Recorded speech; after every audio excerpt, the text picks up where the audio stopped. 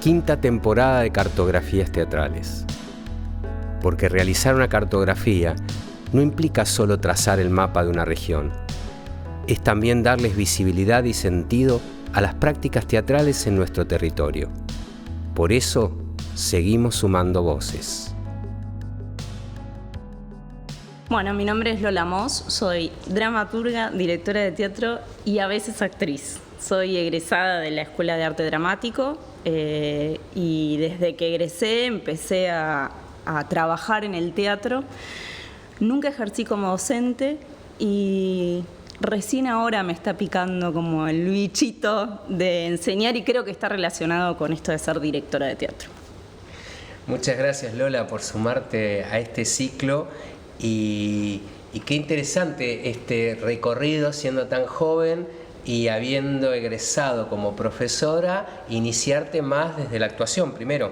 Sí, en realidad fue una cuestión que tenía que ver con esto de hacer. Entonces, la docencia tenía como muchas aristas para ir cumpliendo. Creo que las instituciones a veces ponen un poco de trabas y eso a mí me tiraba para atrás. Entonces, el actuar o el trabajar en el teatro me generó como otra adrenalina. Y ni bien egresé, que ya veníamos trabajando con uno de mis mejores amigos, que es Sebastián Amante, que también es dire y dramaturgo. Siempre teníamos como proyectos gestando y empecé, que no es casual, yo siempre lo digo, hoy uno que lo mira para atrás, haciendo un unipersonal con la dirección de mi padre. Roberto Moss. Roberto Moss, que para mí fue un gran maestro, además de que fue un gran padre, ¿no? Pero me guió y me motivó en un montón de cuestiones en esto de pensar el teatro. No había una bajada de línea, sino cómo pensar el teatro, cómo reflexionarlo, todas las alternativas que había, y eso me fue como construyendo como actriz, en alguien que piensa el teatro, no que solamente lo hace. Y eso para mí fue súper enriquecedor. Y trabajar unipersonal como primera propuesta también me hizo trabajar otras cuestiones como actriz, que era construir el espacio desde uno solo, el texto, cómo comunicarse con la gente, cómo construir un relato. Yo siempre lo digo, soy una fanática de los unipersonales, que es cómo uno construye y entretiene a un público desde el relato de uno solo, ¿no? Y eso para mí fue súper enriquecedor como actriz en ese momento. Sí, es un gran desafío y también de algún modo es una alternativa cuando en general, y creo que tu padre tal vez también te introdujo a pensar el teatro como una construcción grupal, ¿no? Porque es lo que casi siempre rescatamos como primera cuestión del teatro, que necesita reunir personas, no solo por la necesidad del público, sino también para gestar un proyecto teatral. Exactamente, tiene que haber sí o sí un equipo detrás, porque además hay técnicos, hay escenógrafos, hay vestuaristas, entonces siempre hay una comunidad que construye el teatro, por más que haya por ahí en ese momento un actor solo parado en el escenario, siempre hay un equipo detrás y aparte porque ninguno de nosotros puede hacer nada solo en la vida, necesitamos de otros y esos nos vamos complementando con los otros. Y a mí me pasa que en este momento como directora necesitaba ese grupo y entonces armamos una compañía teatral con varios actores donde muchas veces me propuse ir rotando roles. Entonces hoy es protagonista, mañana es asistente y todos participan y todos van como generando dentro del grupo las necesidades que se van requiriendo en ese momento. ¿La directora aparece por alguna causa particular, por alguna motivación especial? La directora apareció hace unos años, muchos, bastantes. Yo tenía un vínculo, sigo teniendo, pero en ese momento bastante particular con Adriana Tursi, que es la autora de mi primera obra que hice como actriz, que es Felicitas o Las Niñas Mudas. Y tenía unos textos súper interesantes que se los pedí para poder trabajarlos e incursionar y experimentar el hecho de dirigir una obra, pensar la puesta. El docente debe haber estado siempre, porque el director tiene hoy por hoy Encontrás un paralelismo en el ejercicio de la dirección y de la docencia. Sí, para mí el director nunca, o para mí, no tiene que ver con esa figura que por ahí tenía hace muchos años atrás, como más verticalista, ¿no? De imponer o de... No, para mí tiene que ver... Yo siempre lo digo y me acuerdo de mi padre que hacía como unas metáforas con el fútbol que para mí son perfectas. Es como un director técnico, trabaja el cuerpo a cuerpo con el actor, está en el campo de juego. Para mí eso es dirigir a los actores. Me gusta más dirigir que por ahí armar la puesta. La puesta se va armando de a poco, pero el trabajar con el actor cuerpo a cuerpo e ir guiándolo, cuidarlo, no exponerlo, eso me parece que es como importante. Y me parece que el docente está ahí atrás, digamos, en eso. Y empecé dirigiendo esas dos obras de Adriana, que eran Noche de Perros y La extraña fuga de la anciana y su criada. Y después fue trabajando como actriz en algunas obras que me dirigió Sebastián Amante. Y después llegó la pandemia. Y la pandemia en un punto fue como un quiebre de crisis con la profesión. Bueno, todos estábamos en crisis con el mundo, ¿no? Pero había una cuestión de crisis de a dónde iba yo, dónde me podía parar. Esto de como siempre generar algo. Nunca esperé que nadie me viniera a buscar, porque me parece que uno tiene que... Es el generador de ideas, por más que uno no las lleve a cabo, ¿no? Siempre está esa construcción de poder proyectar algo. Y entré como en una crisis, y las crisis van asociadas muchas veces a las necesidades. Y creo que ahí se fue gestando esto de como, bueno, correrme de esta cuestión que tiene que ver con lo actoral, la exposición, y ponerme más del otro lado de poder armar y gestar un proyecto. Y de la mano de eso vino la dramaturgia, que empecé a tomar clases y a formarme con Adriana Tursi. Y eso fue armándome un camino de crear mundos, no de dirigirlos, de armarlos, de poder inventar. Había algo que siempre Adriana nos decía, que era muy correr el rol del director o del actor y poner en foco el del dramaturgo, que tenía que ver con uno cuando escribe, después si vos colgás una bañadera en el medio del techo, después el director organizará esa escena. No pensarlo en términos de cómo se va a materializar en la escena, sino dejar volar tu creatividad. Exacto, como que el dramaturgo tiene otro trabajo, digamos. Y eso me pareció fascinante. Y con la escritura empezó a surgir algo que evidentemente yo tenía como un bagaje personal, que era el policial, el misterio, el terror. Soy una gran consumidora de terror. Leo Agatha Christie desde los 11 años, entonces había como algo que iba saliendo.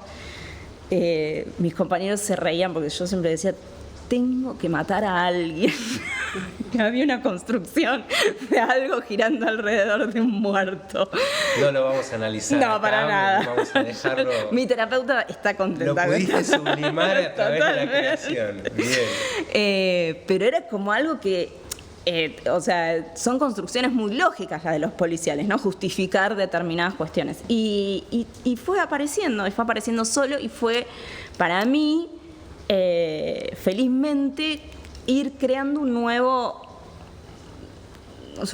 teatro, una nueva identidad de teatro que por ahí acá en Mar del Plata no hay tanto. Te iba a decir justamente, me parecía que más allá que uno no pretende la originalidad total, sí es cierto que es una beta poco explotada, ¿no? El policial o cierta poética del terror en el teatro. Sí, y por eso me entusiasmó más y me generó como, bueno, está bien, tenemos público que consume esto, que se interesa. Cuando yo hago como, voy tirando así como pastillas en determinados grupos o con gente, y qué interesante, como que la idea tomaba como una forma, y también encontré actores que también se entusiasmaban con el hecho de trabajar en esas poéticas, porque para mí todos hablamos de lo mismo, definitivamente, pero todos le vamos encontrando una poética distinta. El terror no deja de hablar de cosas que Drácula es una historia de amor que está contada de otra manera, quizás. Entonces, eso me parecía como interesante, ir dándole como una vuelta de rosca a contar una historia. Son los grandes temas que son las grandes preocupaciones de la humanidad en todos los siglos. Ha ocurrido más o menos lo mismo y que se va concretando en poéticas diferentes. En tu caso encontraste algo de lo singular, de lo propio ahí. Sí, y aparte es que van apareciendo como cosas nuevas, o sea, como el primer unipersonal que yo escribo, que no es casual que haya sido un unipersonal, tiene que ver con eso, es la historia de una mujer que está muy feliz con su soledad, y por qué no, porque aparte empezar como a poner en vilo esto de que, bueno, las mujeres también tranquilamente pueden ser asesinas seriales, ¿no? Como corrernos solamente del rol masculino. De los clichés. Exactamente. Y tener que contar esto de como que, bueno, hay alguien que está feliz con su soledad y en un momento alguien se la arrebata y uno de qué es capaz de hacer qué cuando le sacan algo que tanto desea, ¿no? Y se fue armando como una comunidad bastante interesante. La verdad que estamos muy contentos con eso. De a poco vamos como construyendo algo que se va consolidando. ¿Y tu proceso de escritura cómo es? ¿Tenés algunos denominadores comunes en estas obras que has creado? Digo, al momento de producir, no tanto temáticamente, que ya hay algo que te convoca, sino como cierta metodología, ¿de dónde partís? Sí, en realidad a mí me llama mucho la atención en los sonidos. Mis obras son muy sonoras y el punto de partida tiene que ver con eso que nos generan los sonidos.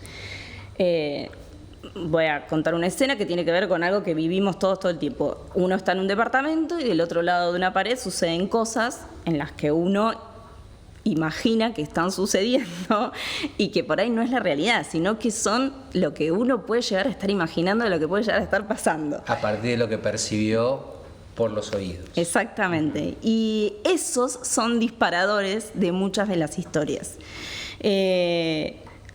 Un golpe de madera, o sea, hay cosas, lo sonoro yo me fui dando cuenta con el tiempo, ¿no? Como una especie de patrón, digamos, que el sonido estaba presente todo el tiempo y que eran como puntapiés para determinadas situaciones. Algo que me decía Adriana, que en esto de mi construcción como manera de escribir, yo soy una dramaturga que necesita saber cómo va a terminar esa historia. Hay muchos que se sientan y empiezan a escribir y la escritura los va llevando. Yo necesito saber cuál es la vuelta de tuerca que eso va a tener para poder llegar hasta ahí. Y tengo lo que se llaman arranques de escenas. Entonces, las escenas no las escribo completas, sino que voy teniendo arranques de escenas, algo va pasando en una escena. Y queda inconclusa hasta que se complete después. Exactamente. Y creo que tiene que ver me gusta mucho observar lo que sucede en la calle o noticias que leo en el diario, que por supuesto leo muchos policiales, porque los policiales son películas en sí mismas, más allá, corriéndonos del hecho aberrante que quizás haya sucedido, tiene una estructura dramática maravillosa. Y son disparadores que a mí me sirven para ir construyendo e ir sumándoles a las escenas. ¿Y cómo es eso después, eso mismo trabajado en la actuación? ¿Te encontrás con actores y actrices y cómo se pone el cuerpo a ese tipo de relatos? Yo me encontré con gente que tenía más problemas que yo. A ver, no se van a enterar igual. No, porque se fascinan. O sea, realmente, a mí me pasa que cuando convoco a los actores para trabajar, me parece importante que lean el texto que van a trabajar. O sea que ya está de antemano, al iniciar el proceso de ensayos, terminada la escritura dramática. Sí. Siempre a mí me pasa eso, que parto del texto para trabajar.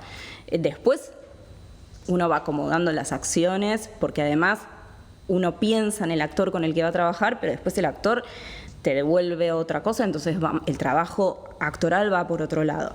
Me parece interesante eso, como uno propone, muchas veces los actores a veces se resisten porque piensan mucho lo que tienen que hacer y después se entregan. Entonces me parece que está bueno como eso, como que el actor se deje llevar. El actor ya tiene la historia en la cabeza y después la va construyendo. Y además me parece interesante que uno sepa qué es lo que va a hacer también, qué historia va a contar, porque por ahí muchas veces uno se encuentra en la mitad de un proceso y dice, y no, como que no se termina de convencer de lo que está sucediendo. Y a mí me parece importante que uno se enamore en el buen sentido de la obra o de su trabajo en el escenario. Para mí también eso es cuidar al actor, o sea, que él sepa qué es lo que va a hacer, más allá de lo que se construya después como puesta, como acciones. ¿Cuál es el recorrido que esa historia va a tener? Y ahí me parece que está la clave en cuanto a esa entrega que se da, ¿no? Como que ahí, bueno, listo, ahora vamos a trabajar. Ya sabemos de qué va y ahora vamos a trabajar. ¿Y te ha pasado de textos tuyos que hayan dirigido otras personas o hasta ahora no, siempre tomaste vos los dos roles? No, hasta ahora no he tomado los dos roles, pero creo que en algún momento la dramaturga le va a ganar a la directora. Ajá. Y ya los estoy como mentalizando al equipo para que en algún momento ellos dirijan o se encarguen de las obras y yo solo escribir. Solo escribir. Sí, me entusiasma mucho la escritura. Me doy cuenta que la directora le ganó a la actriz y la dramaturga le gana a la directora. Bien. ¿Y qué te pasa con la espectadora? ¿Sos espectadora frecuente del teatro en Mar del Plata? Sí. ¿Ves mucho teatro, poco teatro? Me gusta. Uh-huh. Y aparte me gusta ver cosas distintas. Tuve la suerte, y lo digo, aunque a algunos no les guste, fui jurado de la Estrella de Mar 4 años. Uh-huh. Y para mí fue un ejercicio súper importante como persona de teatro, ¿no? Más allá de lo que significa un premio. Era el ejercicio de ir a ver todo. Uh-huh. Desde, no sé, la revista a una obra que uno realmente quería ver y estaba interesado. Lo que tiene Mar del Plata, que me parece que está formándose y está creciendo de a poco, es que esa variedad que tiene el verano se va trasladando de a poco al invierno. Y vienen muchos espectáculos para lo que nosotros es el Teatro Off de Buenos Aires, a distintas salas durante todo el año. Y eso va educando al espectador en el buen sentido en cuanto a la variedad que tenga para ver. Y me parece que ese es un gran ejercicio. Yo hace muchos años estudié escenografía en la Universidad de El Salvador, porque hice muchas cosas. Viví unos años en Buenos Aires y estudié escenografía en El Salvador y en el San Martín. Y teníamos una materia que para mí era maravillosa, y que era análisis de literatura. Pero estábamos obligados 2 veces al mes a ir a ver una obra de teatro a Buenos Aires. Listado, y vos ibas a ver, ibas al San Martín, ibas al Cervantes, ibas a, no sé, al Camarín de las Musas, a distintas salas. Y después tenías que hacer un análisis de esa obra. Uh-huh. Para mí era un ejercicio maravilloso, porque además de que el 80% de mis compañeros no iban al teatro, y que es lo que a mí a veces me pasa con las carreras artísticas o teatrales. Las más formales, digamos. Las más formales. Uh-huh. Los alumnos no van al teatro, uh-huh, o no leen teatro. Yo vengo de una familia donde mi padre, que era director de teatro, yo veo teatro desde que nací. Entonces estoy acostumbrada a estar en el teatro y a leer libros de teatro. Pero gente que decide, sin tener la influencia por ahí, estudiar una carrera de teatro, me llama la atención que no no vaya a ver. Que no sienta el interés por, ¿no? Exactamente. O sea, que está interesado en formarse, en ejercer, pero no, el ir a ver también te forma. El ir a ver te entrena el ojo. Uno elige, bueno, esto no, esto sí, por acá, la mezcla de todo esto. Eso me parece que es como una motivación interna también, más allá de lo que puedan influir tus docentes o el contexto. Creo que hay algo, una semillita que tiene que ir gestándose dentro de uno mismo, que tiene que movilizarte y llevarte al teatro. Y para mí ver todo, aunque yo reconozco que antes era una resistente de ver una revista, y lo reconozco y estaba muy mal, pero el haber sido jurado no me gusta, me sigue sin gustar, pero uno tiene que ver para decir no me gusta, o no va por acá, o esto no lo haría así, o saco una idea o la luz, o no sé, hay como muchas cosas que uno se sienta a ver. Y uno comprende también desde observar la expectación, ¿no? ¿Qué le pasa al público que elige ese tipo de propuestas, ¿no? ¿Con qué cosas conecta? Que me parece que también ahí hay algo para aprender, aún para rechazarla, pero con cierto entendimiento de los procesos, ¿no? Absolutamente, y aparte tiene que ver con eso, como uno estar sentado y decir, ¿de qué se están riendo? Claro. Porque yo no lo entiendo, pero no juzgando al otro. Hay una necesidad a veces en esos públicos que van a buscar algo que por ahí a uno no le interesan. Yo creo que a veces uno en la actividad teatral prejuzga un montón, ¿no? Entonces me parece como que hay que ir aprendiendo a que, bueno, hay diferentes géneros, como diferentes personas y como tales diferentes maneras de hacerlo. Y hay público para todo. Y me parece que eso es a donde uno tiene que construir a partir de lo que uno hace y no de destruir lo de los otros. Y a veces es como un doble juego, ¿no? Pero me parece que uno tiene que apuntar a donde uno cree que es por ahí, ¿no? Y bueno, y lo otro va a suceder igual, aunque uno no quiera, se enoje o no le guste.